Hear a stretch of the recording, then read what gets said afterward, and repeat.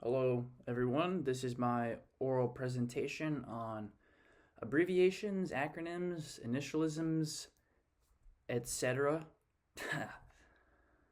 um, Real quick, I'll speak on why I chose this topic because I understand that it is quite a niche sort of area. It all started last semester when I took a philosophy class. I had gotten there early one day, so I was just sitting there waiting for the professor to show up. Um, Anyways, it was a bigger lecture hall and a lot of people there, so it was hard not to hear people talking. I happened to overhear a conversation taking place between two guys sitting near me. One of the guys had cracked open a can, started sipping on it. And a little while later, the guy next to him asked, "How's your Celsius?" Referring to a Celsius, the energy drink, I found out. I found it funny at the time, so I wrote it down in my notes app. That's what this screenshot's from. Um, but I also wrote it down on the off chance that I get to talk about it for an oral presentation. And what do you know? So, no, but I did think that it was silly, sort of, that Celsius, as a word by itself, is only three syllables. And the fact that this guy couldn't be bothered to tack on that third syllable at the end there, I don't know. It stuck with me.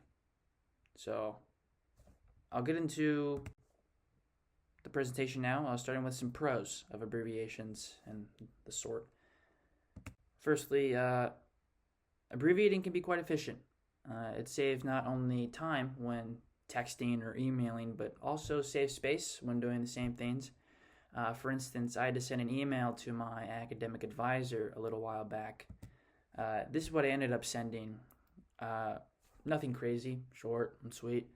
However, looking back, what I could have done is made things even shorter and even sweeter by making one entire acronym. Look at that.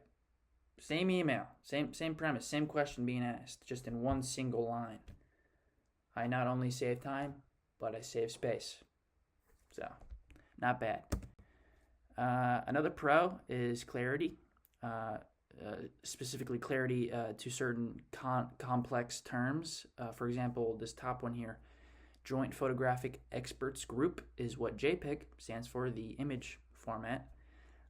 If you'd asked me prior to learning the true meaning of JPEG what a Joint Photographic Expert Group means, I would have thought you might be referring to a collective of people who are really good at taking photos.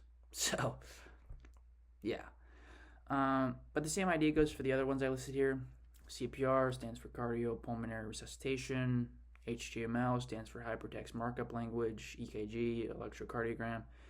The sort of trend here is that these are pertaining to the medical and computery sort of fields, and I understand that these aren't really an everyday talk, so to speak, and so it makes perfect sense that with these sort of complex fields that they try their best to save as much time as they can by creating acronyms like these. So it's a perfectly valid use for abbreviating and acronyms, all that sort.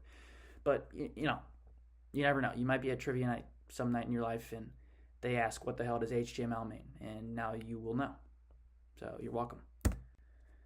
The third pro, ultimately, it's just they're easy to use, and there's so many out there that it makes them a whole lot more useful. I found a Quora page online where this random lady decided to list, quite a few popular acronyms and abbreviations from A to Z. God knows how long that took her, but here it is. But yeah, it just goes to show just how many there are, and I'm positive there's a lot more out there.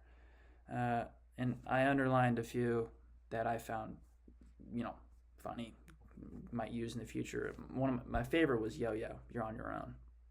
That I thought it was cool. Now we'll get into the cons of using abbreviations. Firstly, confusion. That's really the big one here. With so many acronyms out there, they're already confusing at times, but some can be even more confusing because there's some that can carry multiple meanings. For instance, LOL. I'd say it's one of the founding fathers of all modern day acronyms. And you might be thinking, well, LOL only stands for laughing out loud. Sure. But it could also mean lots of love, which isn't too out there. It's a valid version of LOL, I'd say. Although this is where things get a little weird. Let's order linguine. I found this usage of LOL on an article from 2012 published by The Guardian. I'd say it's out of date. In fact, I don't think it's ever been in date. Yeah. And lastly, this one is just as rare. Lincoln Orndorff Lubson, who is my older brother. And yes, you got that right. His initials are LOL. Yeah, poor guy. Another OG of acronyms is OMG, commonly referred to as oh my God. However, many people don't like the use of God in that version of OMG, so some people rely on oh my gosh, which just as good, gets the job done. Now, these next two, I must admit, are out there, and they are probably used only by a handful of people, and they are Object Management Group and, even stranger, Ocular Myasthenia Gravis. Don't ask me what they are referring to because A, I don't know, and B, I don't really care. Second con I found is the memorization aspect of abbreviations. Because there are so many acronyms and initialisms out there on the WWW, World Wide Web, it can certainly get difficult trying to remember what each one means, especially for long-winded ones, such as WISIWYG, which stands for what you see is what you get. It's a good one. It could work in a few scenarios, but there's a lot of words there. I feel like there's got to be cutoff for how long an acronym can be until it's considered stupid. But I like it. It's good, I think. Next one, AFAIK, which stands for, as far as I know, another solid one, but it's, getting close to that long-winded mark, I think. Then there's IANAL. No, it is nothing naughty. It just stands for I am not a lawyer. This one's very specific, and honestly, I hate it. But it could be funny, I don't know. And lastly, a more common one, I believe. I think I've actually used it before. IYKWIM, standing for if you know what I mean. It's a good staple, quick response. But I won't lie. I have had to explain it a few times when I have used it. So yeah, that's the issue here. And yeah, they can get wordy. And the third downfall is really just more confusion. Just to show how confusing using abbreviations can be. I found a few Reddit pages that speak on the issue. This first one here. And the real idea behind most of the ones I found is that people just aren't a fan of how excessively they are used today. This person was really passionate. They dropped the F-bomb 7 times. And, the problem is that, I'll quote it, why does everyone assume everyone else knows what the bleep they're talking about by using these random acronyms? Fair point. Not everyone may know what the hell you're talking about whenever you're using acronyms. So it's context is the solution here.